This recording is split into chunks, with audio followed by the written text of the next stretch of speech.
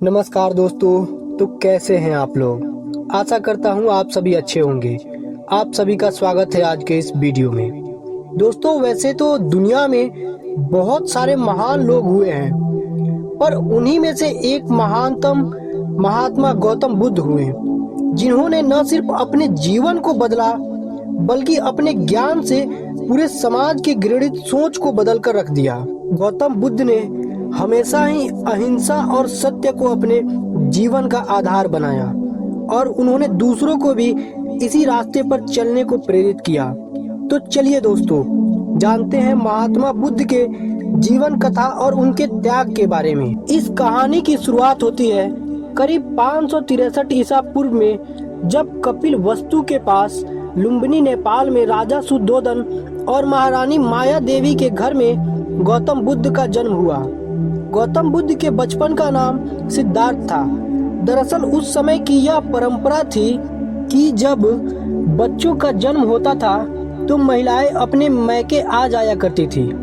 लेकिन जब महारानी माया देवी गौतम बुद्ध के जन्म के समय अपने मैके आ ही रही थी कि गौतम बुद्ध के जन्म का समय आ गया और लुम्बिनी नेपाल में एक पेड़ के नीचे उनका जन्म हुआ। हालांकि जन्म के 7 दिन बाद उनकी माता की मृत्यु हो गई, तो फिर गौतम बुद्ध को उनके पिता राजा सुद्धोधन के पास लाया गया। तो सभी रीति रिवाजों के बाद उनका नाम सिद्धार्थ रखा गया। बचपन में सिद्धार्थ का पालन पोषण उनकी माता की मृत्यु के बाद उनकी मासी महाप्रजापति गौतम ने किया था। दोस्तों, सिद्धार्थ के पिता उनको बचपन से ही एक महान राजा बनाना चाहते थे, इसीलिए उन्होंने सिद्धार्थ को बचपन में धार्मिक ज्ञान से दूर ही रखा। लेकिन सिद्धार्थ बचपन से ही काफी दयालु थे और वह किसी को भी दुख नहीं देना चाहते थे। यहाँ तक कि बचपन में उनके चचेरे भाई देवदत्त ने एक हंस को अपने वार से घायल किया, तो उस हंस को भी सिद्धार्थ ने ही बचाया था। और आप में से ज्यादातर लोग इस कहानी को बचपन में सुने भी होंगे। हालांकि यही सारी बातें थी जो सिद्धार्थ को औरों से अलग बनाती थी। जब सिद्धार्थ 16 साल के थे तो उनकी शादी राजकुमारी यशोधरा से कर दी गई। शादी के बाद जब उनका मन विचलित होने लगा और जनता के बीच गए तो सांसारिक दुखों के बारे में जाने, जिसके बारे में उनको पहले कभी नहीं पता था, क्योंकि वे बचपन से राजघराने में पले बड़े थे।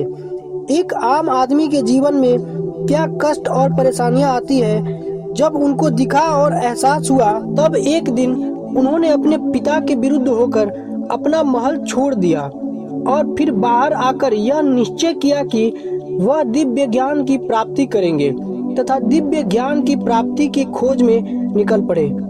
और यहीं से शुरू हो गई सिद्धार्थ से गौतम बुद्ध बनने की यात्रा।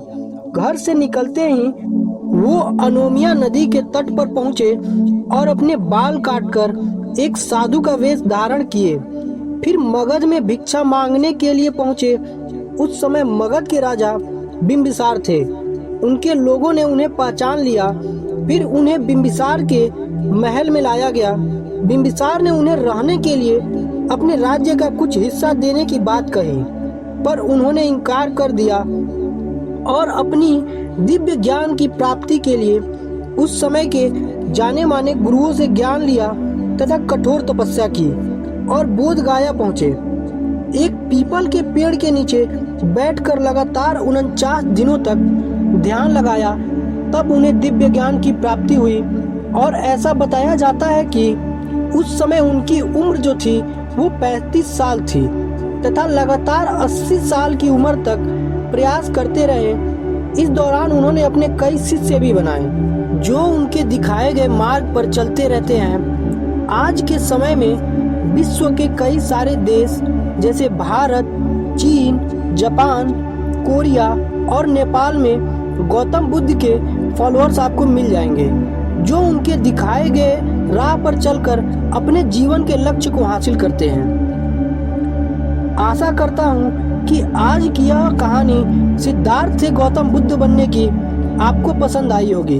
अगर आज के इस वीडियो ने आप सभी के मोटिवेशन को थोड़ा भी बढ़ाया हो तो चैनल को सब्सक्राइब करके सपोर्ट करें ताकि ऐसे ही मोटिवेशनल वीडियोज मैं आप सभी के लिए बनाता रहूं। धन्यवाद। जय हिंद, जय भारत।